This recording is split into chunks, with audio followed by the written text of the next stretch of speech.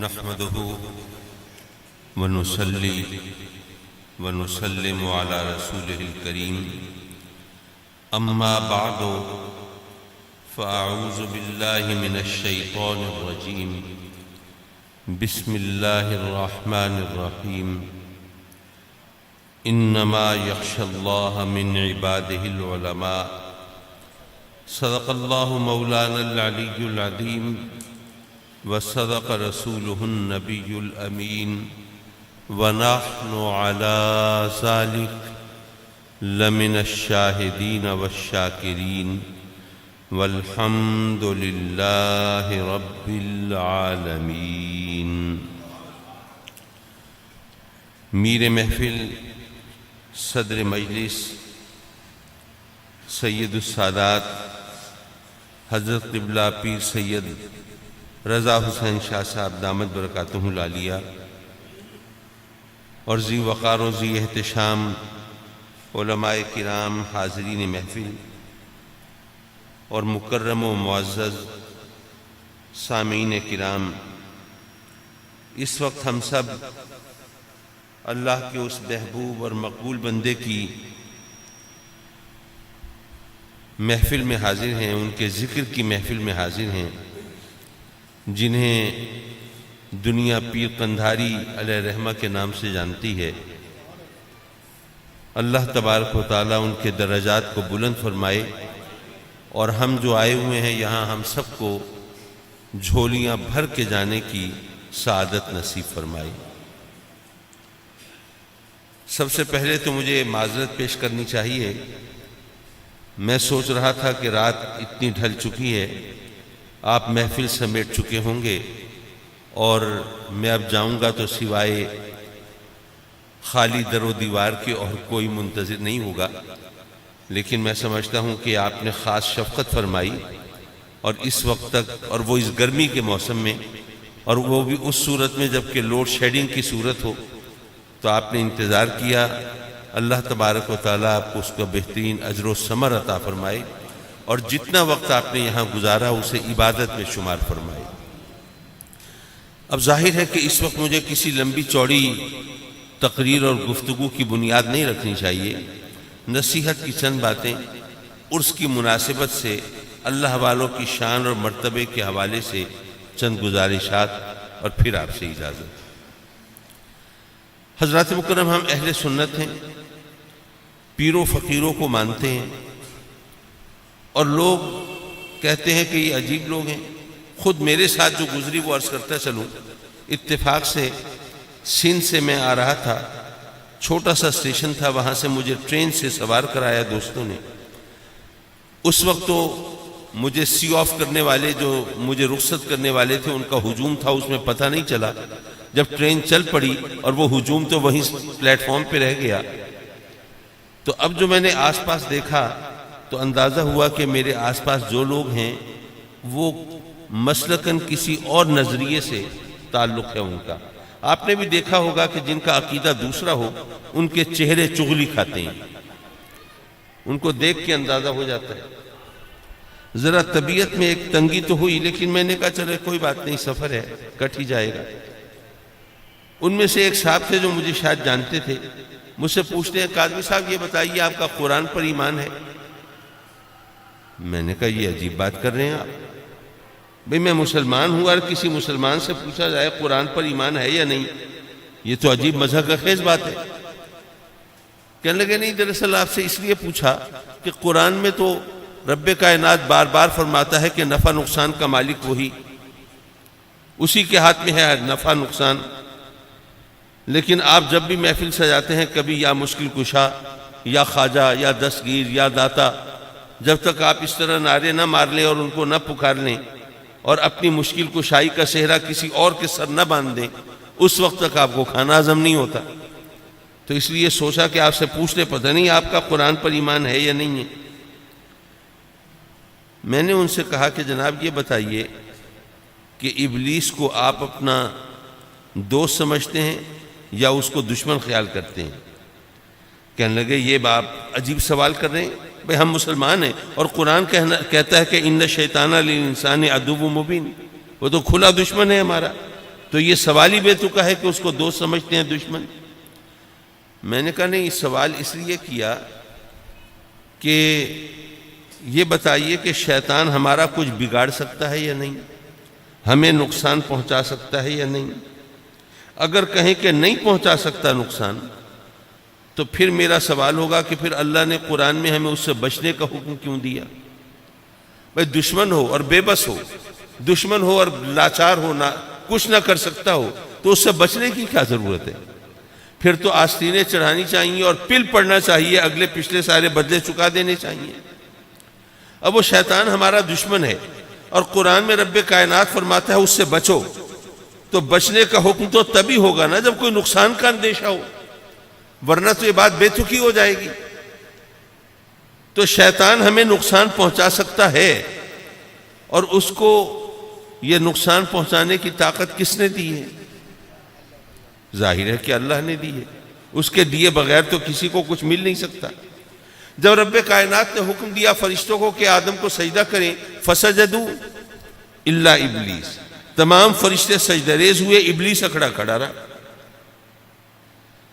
رب کائنات نے، میں یہاں پر آج کل کے ماحول کے حوالے سے ایک بات بنیادی طور پر کہتا چلوں کہ یہ کائنات کی پہلی عدالت سج رہی ہے، اور اس میں رب کائنات کی طرف سے گویا نظام عدل و انصاف کا پہلا اصول مرتب کیا جا رہا ہے. ابلیس حکم عدولی کر چکا، نافرمانی کر چکا، آپ کا اللہ کا حکم ماننے سے انکار کر چکا ہے، لیکن اس کو فوراً سزا نہیں سنائی. گویا رب کائنات نے ہمیں یہ سبق دیا کہ اگر مجرم کے طور پر ابلیس ہو اور انصاف کرنے والا خود رب کائنات ہو، جس سے کچھ چھپا ہوا نہ ہو، جو دلوں کا حال بھی جانتا ہو، سب چیز سے واقف ہو، لیکن پھر بھی مجرم کو سزا نہیں سنائی جاتی جب تک کہ اس کو صفائی کا موقع نہ دے دیا جائے. اللہ نے اسے صفائی کا موقع دیا. ما منعک الا تسجد اذ امرتک، جب میں نے تجھے حکم دے دیا تھا پھر تجھے سجدہ کرنے سے کس چیز نے روکا؟ اور اگر آپ غور فرمائیں تو رب کائنات چونکہ رحمان ہے نا، رحیم ہے، تو اس نے اپنی ابلیس پر بھی اپنی رحمت کا اظہار فرمایا. ممکن ہے یہ بات آپ کو عجیب لگے، ابلیس پر رحمت کا اظہار، ذرا وہ بھی سمجھتے چلیے. حضرات مکرم، مجھے ایک دوست بتا رہے تھے کہ آج کل ٹی وی پر ایک پروگرام آتا ہے کون بنے گا کروڑ پتی، تو اس میں اگر سوالوں کے جواب دیے جائیں تو بڑی بھاری اماؤنٹ ملتی ہے اس سے. تو اس میں ایک جدت انہوں نے یہ رکھی ہے کہ اس میں آپ مدد بھی لے سکتے ہیں، کوئی لائف لائن بھی لے سکتے ہیں، کسی دوست کو فون کر کے اس سے پوچھ بھی سکتے ہیں ہاں بھائی اس کا سوال کا جواب کیا ہے. تو اگر اس طرح سوال میں اگر اشارہ ہو جائے تو اس میں ظاہر ہے کہ اس کو مدد کہیے، رحمت کہیے. رب کائنات نے اس کو اشارہ دے دیا ابلیس کو، اے ابلیس یہ خیال مت کرنا کہ میں بڑا عابد ہوں، زاہد ہوں، زمین آسمان کا کوئی چپا ایسا نہیں جہاں میں نے سجدے نہ کیے ہوں. میں کروڑوں سال سے تیری عبادت میں مصروف، اور یہ آدم یہ اس کی تو ابھی تخلیق ہوئی ہے، اس نے تو ابھی ایک بھی سجدہ نہیں کیا. تو عبادت کے میدان میں تو میرا مد مقابل ہو ہی نہیں سکتا، حریف ہے ہی نہیں. اس نے ایک سجدہ نہیں کیا، میں نے نہ جانے کتنے بے شمار سجدے کیے، تو میں اس کو سجدہ کروں، یہ تو مجھے زیبا نہیں. تو اے ابلیس یہ یاد رکھنا کہ سجدہ زہد و تقوی کی وجہ سے نہیں ہوتا، سجدہ عظمت کی وجہ سے نہیں ہوتا. یہ مت سمجھنا کہ جی میں تو فرشتوں کا استاد، فرشتوں کا پروفیسر، ان کو پڑھانے والا، اور یہ ان کے آدم کے علم کی تو کوئی حیثیت متعین نہیں ہوئی، ابھی تو تخلیق کے مرحلے سے گزرا، تو میں اتنا پڑھا لکھا، میں اتنا ڈگری ہولڈر، میں اس کو سجدہ کیوں کروں؟ یاد رکھنا سجدہ عظمت کی وجہ سے نہیں ہوتا. ممکن ہے یہ بات ذرا کانوں کو چبھے کہ سجدہ عظمت کی وجہ سے نہیں ہوتا، لیکن سمجھ لیجئے بڑی آسان بات ہے. پہلے مسجد اقصیٰ کی طرف منہ کر کے سجدہ کرتے تھے ہم، آج کریں تو کیا جائز ہے؟ کیا مسجد اقصیٰ کی عظمت میں کوئی کمی ہو گئی ہے؟ عظمت اسی طرح ہے، لیکن سجدہ جائز نہیں. کیوں؟ اس لیے کہ پہلے حکم تھا مسجد اقصیٰ کی طرف منہ کر کے سجدہ کرو، آج حکم ہے بیت عتیق کی طرف، خانہ کعبہ کی طرف منہ کر کے سجدہ کرو. تو سجدہ عظمت کی وجہ سے نہیں ہوتا، وہ تو اللہ کے حکم کی وجہ سے ہوتا ہے. تو اللہ فرماتا ہے ما منعک الا تسجد اذ امرتک، جب میں نے حکم دے دیا پھر کس چیز نے روکا؟ سجدہ عظمت کی وجہ سے نہیں ہوتا. ایک دلیل اور لے لیجئے پھر اپنی فکر کے سفر پہ آگے چلیں. اللہ کی عظمت میں کبھی کمی ہو سکتی ہے؟ ہو ہی نہیں سکتی. لیکن جب سورج طلوع ہوتا ہو یا غروب ہوتا ہو یا زوال کا وقت ہو، اس وقت اگر کوئی سجدہ کرنے لگے، نماز پڑھنے لگے، تو جو مسئلے سے واقف ہیں وہ روکیں گے کہ نہیں؟ کیا اللہ کی عبادت سے روکنا جائز ہے؟ کیوں روکیں گے؟ وہ کہیں گے کہ بے شک اللہ کی عظمت میں تو کبھی کمی نہیں ہو سکتی، لیکن یہ اللہ کا حکم ہے کہ اس وقت مجھ کو بھی سجدہ نہ کرو. تو سجدہ تو اللہ کے حکم کی وجہ سے ہوتا ہے، عظمت کی وجہ سے نہیں ہوتا. تو اللہ نے اپنے سوال میں اس کو اشارہ دے دیا، ما منعک اللہ تسجد اذ امرتک، جب میں نے امر کر دیا، جب میں نے حکم دے دیا، پھر کس چیز نے روکا؟ لیکن چونکہ اس نے راندہ درگاہ ہونا تھا، ملون و مردود ہونا تھا، اس لیے اس نے وہی راگنی الاپی، انا خیر منہ خلقتنی من نار و خلقتہ من طین، میں آدم سے بہتر، مجھے آگ سے بنایا، اسے خاک سے بنایا. میں اعلیٰ چیز سے بنا، میں اعلیٰ، وہ ادنا چیز سے بنا، وہ ادنا. میں اعلیٰ ہو کر ادنا کو سجدہ کیوں کروں؟ اگر آپ غور فرمائیں، سوال و جواب کی گنجائش ابھی بھی تھی. رب کائنات فرما سکتا تھا کہ بھئی میں اگر چاہوں تو اعلیٰ سے ادنا، ادنا سے اعلیٰ بھی بنا سکتا ہوں. تو میری قدرت ہے نا. آپ سوچئے جو کاشتکار ہیں، زمین سے فصلیں اگاتے ہیں نا، یہ اجناس و اسمار ہوں، یہ پھل فروٹ سبزیاں ترکاریاں ہوں، ڈرائی فروٹ ہو، چلغوزے بھی اسی زمین سے، اسی مٹی سے اگتے ہیں نا. اب مٹی ادنا ہے، اس ادنا چیز سے اعلیٰ چیزیں بن رہی ہیں کہ نہیں بن رہی ہیں؟ وہ چاہتا ہے تو ادنا سے اعلیٰ بنا دیتا ہے، اعلیٰ سے ادنا بنا دیتا ہے. وہ فرما سکتا تھا، نہیں فرمایا. وہ یہ بھی فرما سکتا تھا کہ تو کہتا ہے میں نار سے بنا، میں اعلیٰ، وہ خاک سے بنا، وہ ادنا. بھئی ایک انگوٹھی سونے کی، ایک لوہے کی. سونے کی انگوٹھی قیمتی ہے، لیکن اگر لوہے کی انگوٹھی میں آپ کوہ نور ہیرا لگا دیں، اب ظاہر ہے لوہے کی انگوٹھی قیمتی ہو جائے گی. تو اللہ فرما سکتا تھا کہ تو نے خاک کے پتلے کو تو دیکھا ہے، یہ پیکرے انصری کو تو دیکھا ہے، جسد خاکی کو تو دیکھا ہے، لیکن کیا اس کی پیشانی میں کوہ نور نہیں دیکھا؟ اگر وہ لوہے کی انگوٹھی اس ہیرے کی وجہ سے زیادہ قیمتی ہو سکتی ہے، تو ایک خاک کا پتلا اس نور محمدی کی وجہ سے یہ زیادہ اعلیٰ عرفہ اشرف نہیں ہو سکتا؟ اللہ فرما سکتا تھا، نہیں فرمایا. کیوں؟ رب کائنات نے گویا یہ فرمایا کہ تو نے میرا حکم ماننے سے انکار کیا، میں نے تجھے صفائی کا موقع دیا، لیکن اب تو کہتا ہے کہ تو آدم سے افضل ہے، تو میرے نبی کی شان میں گستاخی کرتا ہے. جو نبی کا گستاخ ہو اس سے سوال و جواب نہیں ہوتے، اس سے بات چیت نہیں ہوتی، بحث مباحثے نہیں ہوتے. اس کے لیے سنت الہی یہ ہے کہ کہا جاتا ہے تو گستاخ ہے، تو جنت سے نکل جا. تو جو آدم کی شان میں گستاخی کرے اس کو جنت سے نکال دیا گیا، جو امام الانبیاء کی شان میں گستاخی کرے اس کو جنت میں گھسنے کون دے گا؟ حضرات مکرم جب وہ ملون ہوا، مردود ہوا، رب کائنات نے اس کو جنت سے نکالا، تو اس نے کہا اچھا مولا پھر میں بھی بدلے چکاؤں گا، اگر مجھے مہلت ملے، مجھے موقع ملے، میں بھی پھر تیرے بندوں سے بدلے لوں گا. اللہ نے فرمایا کہ اچھا مہلت چاہیے کتنی؟ قیامت تک کی. چل قیامت تک کی مہلت دیتا ہوں، اور تجھے طاقت اتنی دیتا ہوں کہ دلوں میں وسوسے پیدا کر سکے. کوئی معمولی طاقت ہے؟ دلوں میں وسوسے پیدا کر سکے، مکر و فریب کے جال بچھا سکے، لوگوں کو اپنے دام تصویر کا شکار کر سکے، جہنم کی طرف گھسیٹ کر لے جانے کی کوشش کرے، انسان کے جسم خون کی طرح گردش کرے. ان الشیطان یجری من الانسان مجری الدم، انسان کے جسم خون کی طرح دوڑتا ہے. کوئی معمولی طاقت ہے؟ اللہ نے فرمایا تجھے طاقت اتنی دیتا ہوں دلوں میں وسوسے پیدا کر سکے، انسان کے جسم خون کی طرح گردش کر سکے، مکر و فریب کے جال بچھا سکے، لیکن جو میرے ہیں ان پر تیرا داؤ نہیں چلے گا. حضرات مکرم اب بات جو کرنے کی ہے وہ یہ ہے کہ ابلیس کو یہ طاقت کس نے دی؟ اللہ نے. کیا خیال ہے ابلیس اللہ کا دوست ہے؟ اللہ کے جو دوست ہیں وہ تو ولی کہلاتے ہیں نا.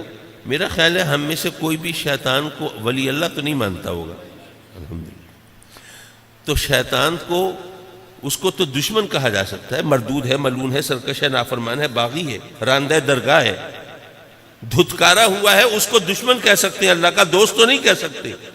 اب یہاں پر میں صرف ایک جملہ بولتا ہوں اور اس یقین اور اعتماد کے ساتھ کہ اگر آپ اس ایک جملے کو ذہن نشین کر لیں، اس کو اپنا لیں، تو آپ 20 کتابوں سے بے نیاز ہو جائیں گے۔ صرف اتنا سوچ لیجئے کہ جس اللہ نے اپنے دشمن کو اتنی طاقت دی ہے، اس نے اپنے دوستوں کو کتنی طاقت دی ہوگی۔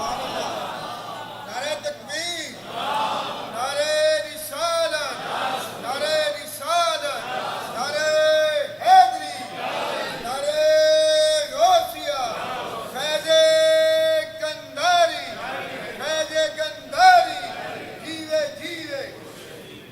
اب یہاں پھر سوال پیدا یہ ہوتا ہے کہ جناب پھر اللہ نے جو قرآن میں بار بار کہا کہ نفع نقصان کا مالک تو اللہ ہے، پھر اس کا مفہوم کیا ہوا؟ میں عرض کروں گا، بڑی سیدھی سی بات ہے کہ اللہ نے فرمایا کہ نفع نقصان کا مالک حقیقتاً اللہ ہے۔ اگر اللہ نہ چاہے تو کوئی کسی کو نقصان نہیں پہنچا سکتا، کوئی کسی کو فائدہ نہیں پہنچا سکتا۔ لیکن جب اللہ کسی کو یہ طاقت دے نفع یا نقصان پہنچانے کی، تو اس کو ماننا یہ ایمان کا تقاضا بھی ہے، عقل کا تقاضا بھی ہے۔ جس کو رب کائنات طاقت عطا فرمائے، اللہ کے سوا زندگی اور موت کس کے ہاتھ میں ہے؟ اللہ کے۔ اب جو بہت زیادہ موحد بنے ہوئے ہیں اور توحید کے قائل ہیں اور بس اسی کی طاقت کو مانتے ہیں، ان سے پوچھئے کہ جناب یہ ذرا تھوڑا سا زہر ہے پڑیا میں بندھا ہوا، ذرا تھوڑا کھا کے دکھائیں، کھا لے گا کوئی؟ کوئی نہیں کھائے گا۔ آپ کہیں کہ بھئی کمال ہے، بھئی تمہیں پتہ ہے کہ زندگی اور موت تو اللہ کے ہاتھ میں ہے، اور آپ تو بہت زیادہ یقین رکھتے ہیں اس کی طاقت پر، اس کی قدرت پر، اس کے تصرف پر، تو پھر اگر اللہ چاہے گا تو آپ مریں گے، ورنہ تو نہیں مریں گے، اور اگر اللہ چاہے گا تو بغیر زہر کھائے بھی مر جائیں گے، اور اگر نہیں مارنا چاہے گا تو زہر کھا لے تب بھی نہیں مریں گے، تو پھر کھانے میں کیا حرج ہے؟ آپ کتنی بھی دلیلیں دیں، کتنی جناب لفاظی کریں اور کتنا آپ شور مچائیں، کوئی نہیں کھائے گا زہر۔ کیوں؟ وہ تو جواب نہیں دے پاتے، ہم جواب دیتے ہیں کہ اللہ نے زہر میں مارنے کی صلاحیت رکھی ہے، اس لیے ہم مانتے ہیں نا۔ ذرا سوچئے، شفا دینا کس کا کام ہے؟ اللہ کا۔ لیکن بیمار ہوتے ہیں، جاتے ڈاکٹر کے پاس ہیں، کہتے ہیں شفا اللہ دے گا، پھر ڈاکٹر کے پاس کیوں جاتے ہیں؟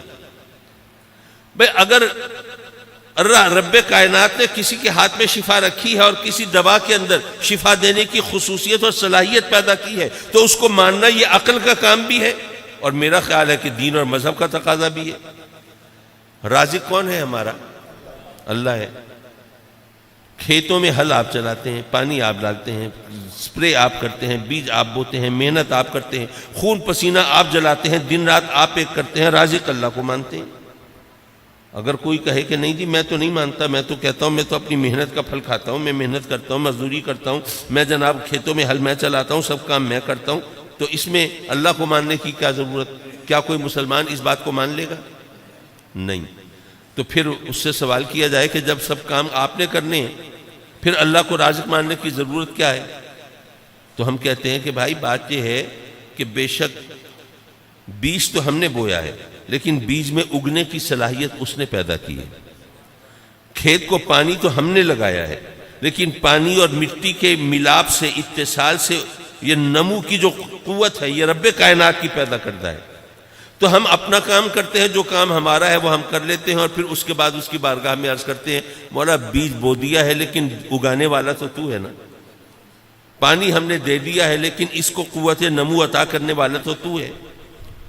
تو اس کا مطلب یہ ہوا کہ ہم اللہ تبارک و تعالیٰ کی قدرت کو مانتے ہیں، اور جس کو وہ کوئی قوت دے، کسی کو کوئی صلاحیت دے، تو اس کو ماننا یہ عقل کا تقاضا بھی ہے، یہ مذہب کا تقاضا بھی ہے۔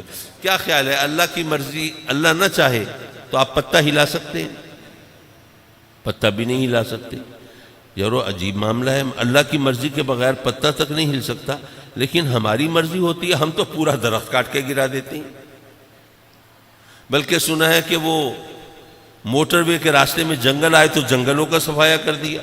اب میں ملتان سے آیا ہوں تو ملتان میں وہ جو ڈی ایچ اے بنی ہے وہاں پر آموں کے باغات جو ہیں وہ غائب ہو گئے۔ اب عقیدہ یہ ہے کہ اس کی مرضی کے بغیر پتہ تک نہیں ہل سکتا، اور تجربہ اور مشاہدہ یہ ہے کہ ہماری مرضی ہوتی ہے تو جنگل صاف کر کے رکھ دیتے ہیں، باغات اجاڑ دیتے ہیں۔ اب وہ عقیدہ جو تجربے اور مشاہدے کے خلاف ہو، وہ عقیدہ کیسے چل سکتا ہے؟ لیکن اگر یہ عقیدہ صدیوں سے چل رہا ہے تو ماننا پڑے گا کہ ہم سے کچھ ماننے میں، تسلیم کرنے میں غلطی ہوئی ہے، تو اس کی نشاندہی کر دیجئے، مسئلہ حل ہو جائے گا۔ سیدھا سادہ ایک جملے میں جواب ہے، اور اگر آپ چاہیں تو اسی ایک جملے کو آپ ذرا اپنی توجہ اور غور کا مرکز بنا لیجئے، انشاءاللہ بہت سی عقدہ کشائی ہوتی رہے گی۔ یارو اللہ نے طاقت دی ہے نا تو جنگل صاف کر دیتے ہو، وہ طاقت نہ دیتا تو پتہ ہلا کے دکھا دیتے، یہ اس کی بخشی ہوئی طاقت ہے، اسی لیے تو یہ حساب کتاب ہے، اسی لیے جزا و سزا ہے۔ اگر ہمارا کوئی اختیار نہ ہو، اگر ہم کچھ نہ کر سکتے ہوں، اگر نفع نقصان، بھئی آپ نیکی کریں تو آپ اپنے آپ کو فائدہ پہنچاتے ہیں کہ نہیں، اور گناہ کریں تو اپنے پاؤں پہ کلہاڑی مارتے ہیں کہ نہیں؟ لیکن قرآن تو کہتا ہے کہ نفع نقصان کا مالک اللہ ہے، ہم میں تو ہر ایک شخص اپنے آپ کو نفع بھی پہنچا سکتا ہے، نقصان بھی پہنچا سکتا ہے۔ حضرات مکرم، یہ تمام باتیں صرف سمجھانے کے لیے ہیں، ورنہ ایک مسلمان ان تمام چیزوں کی حقیقت کو جانتا اور مانتا ہے۔ دراصل نقطہ نظر کی بات ہے، نقطہ نظر کے حوالے سے ایک بات ذہن میں آئی، عرض کرتا چلوں۔ ایسا ہوا کہ آج کل جو حالات ہیں ہمارے ہاں، جو غربت نے، بے روزگاری نے، مہنگائی نے جو عوام کی کمر توڑ کے رکھ دیا اور ان کا جینا حرام کر دیا، میں اس پر اس وقت سیاست پہ نہیں بول رہا، یہ تو دل کے پھپھولے پھوڑنے والی بات ہے۔ اس غربت کی وجہ سے، ان حالات کی وجہ سے یہاں پر تو ہر نوجوان اسی چکر میں ہے کہ کہیں باہر جانے کا موقع مل جائے، اگر امریکہ، یورپ، آسٹریلیا کا ویزا نہ ملے تو چلو دبئی کا ہی مل جائے، آج کل تو یہی صورت ہے۔ فرض کی وہ واقعہ یوں ہے کہ ایک پاکستانی، اس کی یوں کہیں لاٹری نکل آئی، انگلینڈ کا ویزا مل گیا۔ اب جب وہ وہاں گیا تو چونکہ اس کے پاس وسائل کم تھے، علیحدہ رہائش رکھنا اس کے لیے ممکن نہیں تھی، تو ایک انگریز کپل کے پاس اس نے پیئنگ گیسٹ کے طور پر رہائش رکھ لی۔ اب میرا خیال ہے پیئنگ گیسٹ کی وضاحت کرنے کی ضرورت تو نہیں ہے، سب تو سمجھتے ہی ہیں پیئنگ گیسٹ کیا بلا ہوتی ہے۔ اتفاق ایسا ہوا کہ وہ جو انگریز جوڑا ہے جس کے پاس وہ رہ رہا ہے پیئنگ گیسٹ کے طور پر، ان کا ایک بچہ ہے 9-10 سال کا، تو انگریزوں جوڑے کو کہیں جانا تھا تو انہوں نے اس سے پوچھا کہ بھئی آج اگر آپ گھر پہ ہوں تو بچے کو چھوڑ جاتے ہیں گھر پہ، اور ہمیں ایک ضروری کام سے جانا ہے، اور اگر آپ کو کہیں جانا ہے تو پھر ہم اس کا کوئی انتظام کرتے ہیں۔ پاکستانی نے بتایا کہ نہیں، آج تو میں گھر پہ ہوں، آپ بے فکر ہوں، اس کو چھوڑ جائیں، کوئی مسئلہ نہیں۔ وہ چھوڑ کے اپنے کام پہ چلے گئے۔ ان کے جانے کے بعد بچے کو اتفاق سے پیاس لگی گئی، وہ کچن میں گیا، پانی پینے لگا تو وہ شیشے کا گلاس پانی پی رہا تھا، وہ ہاتھ سے پھسلا، نیچے گرا، ٹوٹ گیا۔ اب بچہ تھوڑا گھبرایا تو ہمارے پاکستانی بھائی نے اس کو تسلی دی کہ بیٹے فکر کی بات نہیں ہے، ایسا کرنا کہ تمہارے پیرنٹس آئیں نا، ان کو کہہ دینا گلاس انکل سے ٹوٹا ہے، میں بھی اون کر لوں گا ہاں مجھ سے ٹوٹا ہے، اگلے دن لا بھی دوں گا، کوئی مسئلہ نہیں۔ بچے نے کہا اچھا چلے ٹھیک ہے۔ جب والدین آئے، گلاس ٹوٹا ہوا دیکھا، پوچھا تو بچے کو جیسے بتایا تھا اس نے کہہ دیا گلاس تو انکل سے ٹوٹا ہے، اس نے بھی کہا جی مجھ سے ٹوٹا ہے، آپ فکر نہ کریں کل میں نیا لا دوں گا، بات آئی گئی ہو گئی۔ اب ظاہرہ رات ہو چکی تھی، یہ سونے چلا گیا۔ اگلے دن صبح سویرے اندھیرے میں کسی نے اس کا دروازہ کھٹکھٹایا، یہ پاکستانی بھائی کا یہ پریشانی، اس وقت کون آ گیا؟ دروازہ کھولا تو وہ انگریز جوڑا کھڑا ہے۔ بھائی خیریت اس وقت؟ کہنے لگے جی بات یہ ہے کہ آپ تو رات کو چلے آئے، آپ کو نیند آ رہی تھی سونے کے لیے، آپ کے جانے کے بعد ہمارا بیٹا آیا اور اس نے ہمیں بتایا کہ گلاس تو اس سے ٹوٹا تھا، آپ سے تو نہیں ٹوٹا تھا، وہ تو آپ نے اس سے کہا تھا کہ اس طرح کہہ دینا، اس وجہ سے اس نے کہہ دیا، لیکن پھر اس نے ہمیں بتا دیا سچ۔ تو معاف کیجئے، ہم نے تو آپ کو اچھا شریف آدمی سمجھ کے اپنے گھر پہ جگہ دی تھی، لیکن ہمیں نہیں پتا تھا کہ آپ ایسے آدمی ہیں کہ ہم چند گھنٹوں کے لیے بچے کو آپ کے پاس چھوڑ کے گئے اور آپ نے اتنی دیر میں اس کو جھوٹ بولنا سکھا دیا، اور اتنی تھوڑی دیر میں اس کو یہ سبق دے دیا کہ آدمی اپنا قصور کسی دوسرے کے سر تھوپ کے خود بے گناہ بن کے آرام سے رہ سکتا ہے۔ تو اتنے گھنٹوں میں، چند گھنٹوں میں آپ نے یہ کام کر دکھایا، اگر زیادہ رہیں گے پتہ نہیں کیا حشر کریں گے آپ۔ نہیں بھائی، ایسا بندہ ہمیں نہیں چاہیے، آپ یہاں سے بوریا بستر گول کریں اور یہاں سے چلتے بنے۔ میں سوچ رہا تھا وہ پاکستانی بھائی بعد میں اپنے دوستوں میں یا گھر والوں میں بیٹھ کے کہہ رہا ہوگا کہ یار یہ نیکی کا زمانہ ہی نہیں ہے، میں نے تو اس کا قصور اپنے سر لے لیا تھا اور اس کو میں نے ریلیف دیا تھا، اس کو سہولت دینے کی بات کی تھی، اور انہوں نے جناب مجھے گھر سے چلتا کیا۔ یہ نقطہ نظر کا فرق ہے۔ اگر ہماری سوچ کے زاویے درست ہوں تو پھر ہم صحیح نتیجے پر پہنچتے ہیں، ورنہ ہم ٹامک ٹوئیاں کھاتے رہتے ہیں۔ تو اللہ کے ولیوں کے بارے میں اگر ہم اتنا سوچ لیں، بھئی کچھ لوگ بیچارے ایسے ہوتے، دیکھیے میری بات اگر آپ نہ سمجھیں تو کوئی بھی وجہ ہو سکتی ہے، ہو سکتا ہے کوئی لینگویج بیریئر ہو، میں اردو بول رہا ہوں، آپ کی زبان پنجابی ہو یا پشتو ہو یا کچھ بھی ہو، آپ میری بات نہیں سمجھتے. لیکن اگر کوئی شخص خود اپنی بات نہ سمجھے تو اس کو سوائے حماقت کی اور کیا کہیں گے؟ اب ان کی حماقت دیکھیے، اپنی بات نہیں سمجھتے، جی اللہ کے ولی کچھ نہیں کر سکتے. بھائی ان بیچاروں کو یہ بھی نہیں پتا ولی کہتے کسے ہیں. ولی کہتے ہیں دوست کو، محبوب کو، ولی کہتے ہیں مقرب کو. اچھا جی، اللہ کا دوست، اللہ کا محبوب کچھ نہیں کر سکتا. لیکن میں آپ سے پوچھتا ہوں کہ آپ کے یہاں علاقے میں اگر کوئی وزیر اعظم یا وزیر اعلیٰ کا دوست ہو، کیا خیال ہے کچھ کر سکے گا کہ نہیں؟ وزیر اعلیٰ وزیر اعظم تو خیر بہت اونچی چیزیں ہیں. کوئی S H O D S P کا کوئی دوست ہو تو آج بندہ کہتا ہے یار اس کی اگاڑی پچھاڑی سے بچ کے رہنا. حضرات مکرم، کہنے کا مطلب یہ ہے کہ اگر کوئی کسی صاحب اقتدار کا دوست ہو، یہاں دنیا میں کسی M N A M P A کا دوست ہو، تو لوگ کہتے ہیں ذرا خیال رکھنا کوئی عام آدمی نہیں ہے، فلاں کا دوست ہے، یہ بہت کچھ کر سکتا ہے. اور کہہ رہے ہیں کہ جو اللہ کا دوست ہے وہ کچھ نہیں کر سکتا. تو اب بتائیے کہ وہ اللہ کی شان میں گستاخی کرنے کی مترادف بات ہوئی کہ نہیں ہوئی؟ حضرات مکرم، یہ صرف سوچنے کی بات ہے. معاف کیجئے، میں نے تو سوچا تھا 5-10 منٹ لوں گا اور آپ کی جان چھوڑ دوں گا، لیکن آپ اب سوچ رہے ہوں گے کہ ہنتے مغرور لاؤ، اب تو جان چھوڑیں بھائی، اتنی دیر آپ کا پہلے انتظار کر لیا. تو چلیے میں صرف ایک آدھ نصیحت کر کے میں آپ سے اب اجازت چاہوں، کیا زیادہ لمبی چوڑی بات نہ کروں. یہ آپ مجھے پانی عطا فرما رہے ہیں، چلیے پانی کا ایک گھونٹ پی لوں پھر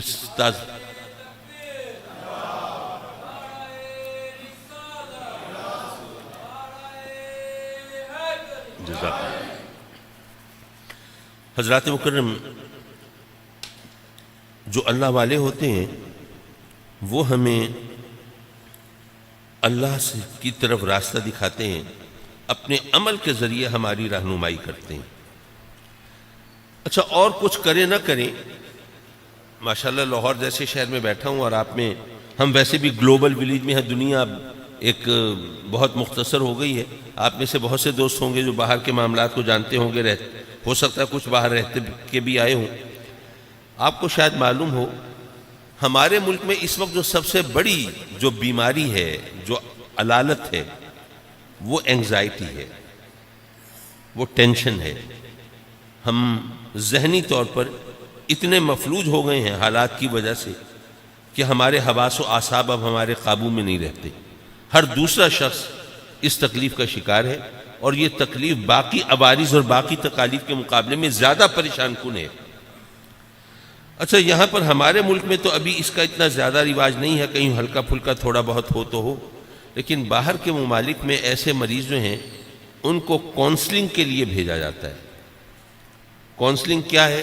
آپ میں سے جو دوست جانتے ہیں ان سے معذرت، جو نہیں جانتے ان کو بتاتا چلوں.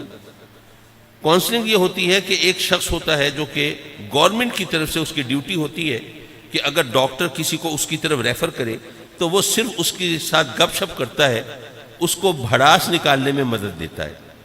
وہ بندہ، وہ اپنے جو مریض ہے وہ اپنی حالات بیان کر رہا ہے، جی میرے ساتھ یہ ظلم ہو گیا، یہ ہو گیا. اب وہ بھی اس کو کہہ رہا ہے واقعی یہ تو آپ کے ساتھ بڑی زیادتی ہوئی، ایسا تو نہیں ہونا چاہیے تھا. تو اس طرح وہ جو اس کے اندر جو گھٹن ہے، جو حبس ہے، وہ نکلنے میں مدد ملتی ہے، اس سے ریلیف ملتا ہے، دل ہلکا ہو جاتا ہے، اس کی ٹینشن کچھ ریلیز ہوتی ہے. اور ظاہر ہے ایک آدھ دفعہ میں یہ مسئلہ حل نہیں ہوتا، تو کئی مہینے بعد اوقات وہ ان کو سیٹنگ کرنی پڑتی ہے، نشست رکھنی پڑتی ہے، اور اس طرح وہ آہستہ آہستہ اس کے ذہن سے وہ بوجھ ہلکا ہوتا ہے اور ایک نارمل انسان کے طور پر زندہ رہنے کے قابل ہو جاتا ہے. یہ کونسلنگ، حالانکہ وہ بیچارہ کچھ بندہ کر نہیں سکتا، صرف سنتا ہے، اور وہ وہاں باہر کسی کے دکھ درد سننا یہ کوئی آسان کام نہیں ہوتا. تو اس لیے اس کی اچھی بلی بھاری فیس ہوتی ہے باہر. پاکستان میں جو پیر حضرات ہیں، اگر یہ اور کچھ بھی نہ کرتے ہوں تو پاکستان میں سب سے بڑا کونسلنگ کا سلسلہ یہ پیری مریدی کا ہے. بھئی ایک شخص ہے، زمانے کا ستایا ہوا ہے، یا کچھ اپنی غلطیوں کی وجہ سے بیچارہ پریشانیوں کا شکار ہے. اب وہ ہر ایک کے سامنے تو حال دل نہیں کھول سکتا، اور ہر لوگوں کے پاس اتنا وقت بھی نہیں ہے کہ لوگوں کے دکھڑے بیٹھ کے سنتے پھریں. تو اور کچھ نہیں ہوتا تو اپنے پیر کے پاس آتا ہے اور کہتا ہے کہ صحیح میرے ساتھ یہ مشکل ہے، یہ مسئلہ ہے، یہ معاملہ ہے. اچھا باہر کے جو کونسلر ہیں وہ صرف سنتے ہیں، اس کے بارے میں مریض کو یہ خیال نہیں ہوتا کہ یہ میرا کوئی مسئلہ حل کر دے گا، لیکن یہاں پر جب کوئی مرید آ کے اپنے پیر کے سامنے حال دل بیان کرتا ہے تو اس کو یہ بھی خیال ہوتا ہے یار اللہ والے ہیں، اس کی بارگاہ میں جھولی پھیلائیں گے، کوئی دم درود کریں گے، دعا کریں گے، میرا مسئلہ حل ہو جائے گا۔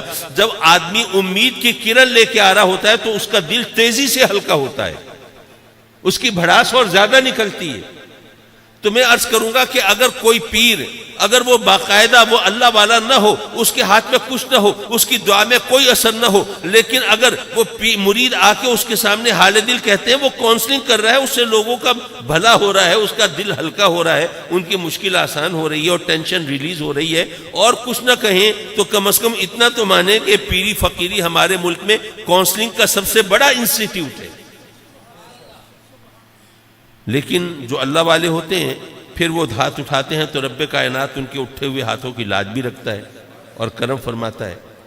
اور دعا کی بات بس کر کے پھر میں اپنی بات ختم کروں۔ ایک صاحب اپنا قصہ سنا رہے ہیں، کہنے لگے جی میں فیکٹری میں کام کرتا تھا، تو فیکٹری کے پاس وہ ایک ہوٹل تھا، ناشتے کا ہوٹل۔ ظاہر ہے کہ کچھ لوگ ہیں جن کی شفٹ ختم ہو رہی ہے صبح کے وقت فیکٹری میں، تو وہ بھوک کا ساری رات کام کیا ہے، اب ان کو بھوک لگی ہے، وہاں آ کے ناشتہ کرتے تھے پھر گھر چلے جاتے تھے۔ کچھ وہ جن کی شفٹ اب شروع ہونی ہے تو ان کے گھر میں ابھی ناشتہ تیار نہیں ہے، وہ وہاں آ گئے ہیں، وہاں سے ناشتہ کر کے فیکٹریوں میں جا رہے ہیں، تو اس طرح وہ سلسلہ چل رہا ہے۔ وہ بندہ کہتا ہے جو اپنا قصہ سنا رہا ہے کہ میں بھی ناشتہ کرنے کبھی کبھی چلا جاتا تھا، تو ایک دن میں گیا تو میں نے ایک بندے کو دیکھا، ذرا اس کی مشکوک سی حرکتیں، جیسے ہوتا ہے نا ذرا دیکھ رہا ہو، ہاں بھئی وہ کیا کر رہا ہے، مجھے دیکھ تو نہیں رہا یہ وہ۔ کہنے کہ اس کو دیکھ کے میں ذرا تھوڑا سا ویجیلنٹ ہوا، میں ذرا دیکھنے لگا اس کو کہ بھئی یہ کیا کر رہا ہے۔ میں نے دیکھا وہ آیا، اس نے ناشتے کا آرڈر دیا، ناشتہ واشتہ کیا، اب رش تھا، لوگ کھا پی رہے تھے، وہ نگاہیں چرا کے اور جناب لوگوں سے کنی کترا کے چپکے سے کھسک گیا، بل ول وغیرہ نہیں دیا۔ اس نے کہا اچھا، میں دیکھتا ہوں کیا یہ روز کی یہ حرکت ہے، کبھی کبھار اتفاق سے کرتا ہے۔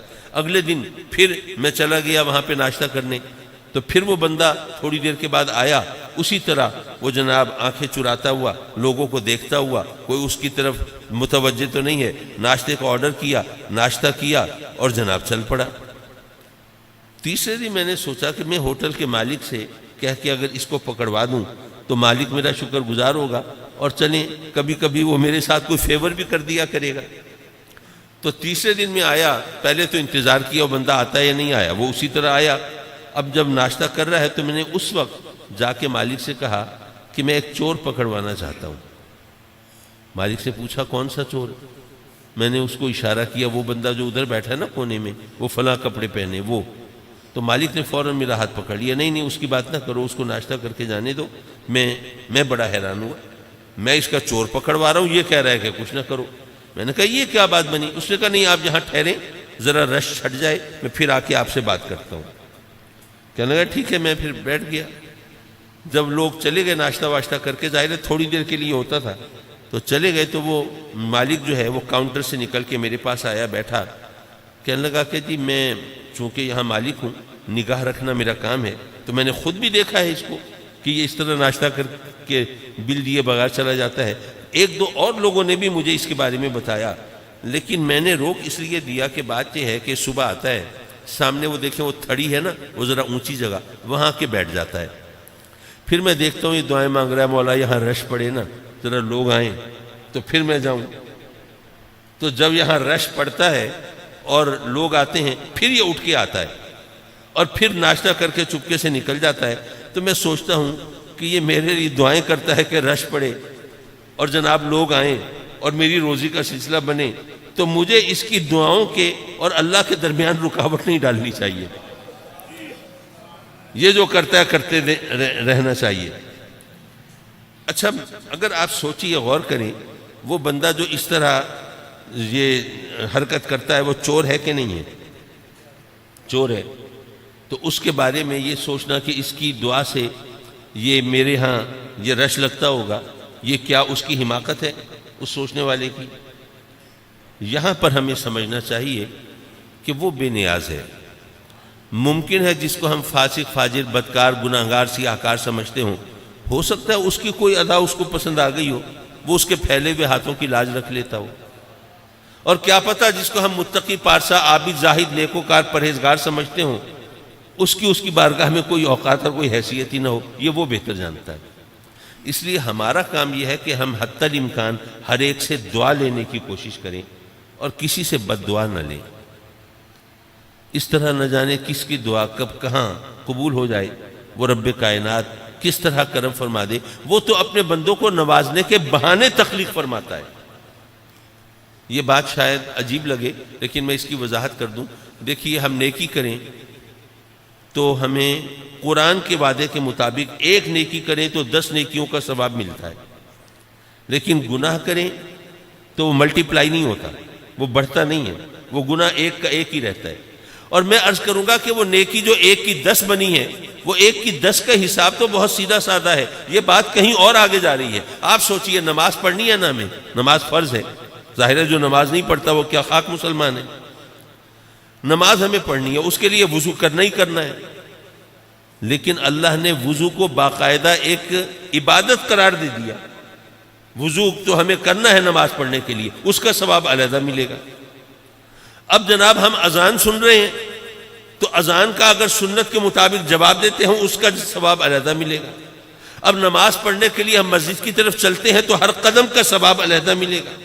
پھر مسجد میں داخل ہوتے ہیں سنت طریقے کے مطابق، اس کا ثواب علیحدہ ملے گا۔ پھر جب ہم نے وہاں پر نماز شروع کی، تکبیر تحریمہ کہی، اس کا ثواب علیحدہ ہے، اور نماز کا ثواب تو ہے ہی، اور واپس ہوتے ہوئے بھی اگر ہم نے ان چیزوں کا لحاظ کیا ان کا ثواب علیحدہ مل رہا ہے۔ یارو نیکی تو ایک تھی، نماز پڑھنا، ذرا سوچئے کس طرح ملٹی پلائی ہو گئی۔ لیکن گناہ اس طرح نہیں بڑھاتا رب کائنات، وہ اپنے بندوں کو نوازنے کے بہانے تخلیق فرما دیتا ہے، لیکن وہ گناہوں کو اس طرح نہیں بڑھاتا، وہ جتنا گناہ ہے بس وہ وہیں تک رہتا ہے۔ تو یہ بھی اس کے رحمان و رحیم ہونے کی ایک ایسی نشانی ہے جس کو اگر ہم سمجھیں اور اس کا فائدہ اٹھائیں تو اس کا ہمیں پتہ چلے۔ صرف آخر میں ایک بات اور کر کے، میں نے کہا تھا نصیحت کی بات ہے، وہ کر کے، ویسے بھی ابھی نصیحتیں ہی کر رہا تھا میں، تو ویسے آج کل نصیحت کرنا کوئی آسان کام تو نہیں ہے بھائی۔ کسی کو نصیحت کرنے نا، الٹا جواباً بڑی لمبی چوڑی تقریر سننے کو ملتی ہے۔ کسی کو کہیں بھائی خدا کا خوف کرو، برائی سے بچو۔ اچھا جی، ہم بچ گئے برائی سے، کیا دنیا سنور جائے گی؟ کیا برائی ختم ہو جائے گی؟ کیا ہر طرف اچھائی پھیل جائے گی؟ کیا نیکی کا بول بالا ہو جائے گا؟ بھئی ہر طرف برائی ہے، ہر طرف حرام خوری ہے، ہر طرف بدکاری ہے، ہر طرف یہ فساد ہے، ہنگامہ ہے، اور آپ ہمارے پیچھے پڑے ہوئے ہیں کہ تم برائی چھوڑ دو۔ اب نصیحت کرنے والا بھی بیچارہ اپنا سا منہ لے کے رہ جاتا ہے، ایسے ہی ہے نا۔ اس کا ایک بڑا خوبصورت جواب ہے ایک حکایت میں۔ جب نمرود نے الاؤ دہکایا، آگ بھڑکائی، سیدنا ابراہیم علیہ السلام کو معاذ اللہ وہ اس آگ میں جھونکنا چاہتا تھا۔ کتنا بڑا الاؤ تھا، کتابوں میں لکھا ہے کہ شعلے اتنے بلند تھے کہ اس الاؤ کے اوپر سے پرندے پرواز نہیں کر سکتے تھے، یہ کیفیت تھی۔ حکایت یہ ہے کہ ایک بلبل چونچ میں پانی لے کے چل پڑی۔ کسی نے پوچھا، بی بلبل کہاں جا رہی ہوں؟ اس نے کہا کہ میں نمرود کی آگ بجھانے جا رہی ہوں۔ مذاق تو اڑنا تھا۔ ماشاءاللہ ان کی عالی ظرفی دیکھو، ان کی بلند نگاہی دیکھو، ان کی ہمت دیکھو۔ وہ آگ جہاں پر پانی کے حوض پلٹ دیے جائیں اور اس کو فرق نہ پڑے، وہ بجھانے کے لیے چونچ میں پانی لے کے جا رہی ہیں۔ اس بلبل نے جو جواب دیا وہ ہم سب کے لیے مشعل راہ ہے۔ وہ کہتی ہے کہ میں کوئی بے وقوف اور پاگل نہیں ہوں، مجھے معلوم ہے کہ یہ پانی کے چند قطرے اس آگ کا کچھ نہیں بگاڑ سکتے، یہ تو وہاں تک پہنچ بھی نہیں پائیں گے، پہلے ہی بھاپ بن کے اڑ جائیں گے۔ لیکن بات یہ ہے کہ بعد میں لسٹ بنے گی، فہرست بنے گی، وہ کون تھے جو آگ لگانے والے تھے اور وہ کون تھے جو آگ بجھانے والے تھے۔ یہ پانی کے چند قطرے آگ تو نہیں بجھا سکتے، لیکن مجھے اس لسٹ میں جگہ تو دلا سکتے ہیں نا جو آگ بجھانے والوں کی ہے۔ یارو اگر ہم برائی سے بچنے کی کوشش کریں، نیکی کریں، ممکن ہے دنیا کو فرق نہ پڑے، ممکن ہے برائی اسی طرح پھیلی رہے اور نیکی کا پتہ بھی نہ چلے۔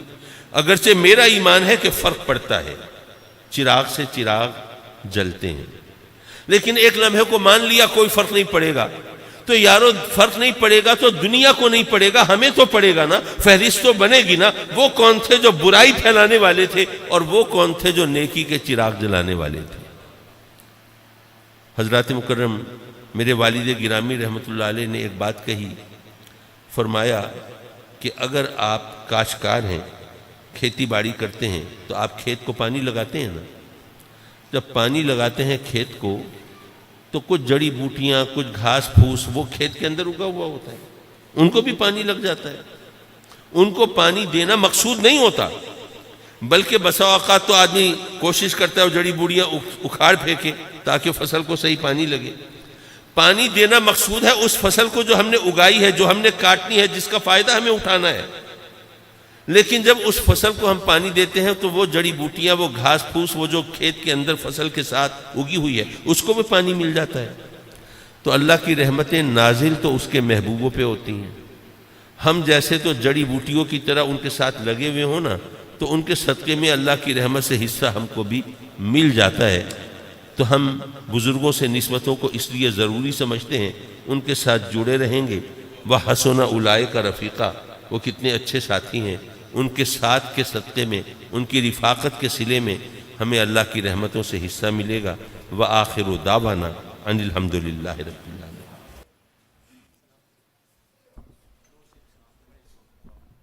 مصطفیٰ جان رحمت پہ لاکھوں سلام، شمع بز میں کھو سلام، شمع بز میں ہدایت پہ والدین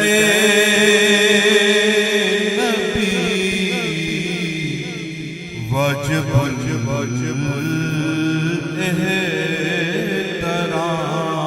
الاحترام، جن کے جسموں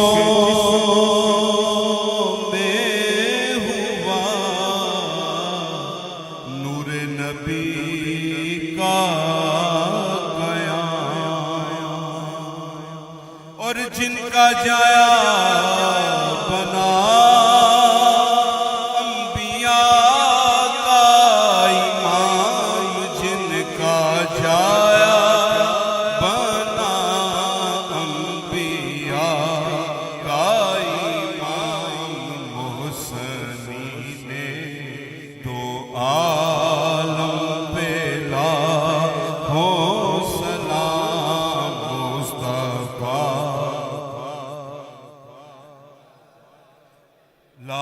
لاکھوں سلام، شمع بز میں ہدایت پہ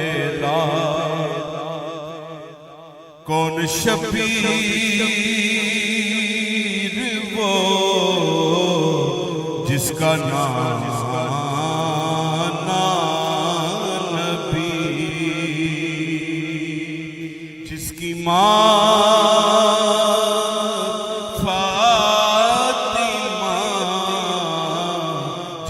بابا علی، اس حسین ابن حیدر پہ لاکھوں سلام، مصطفیٰ جان رحمت پہ لاکھوں سلام، شمع بز میں ہدایت پہ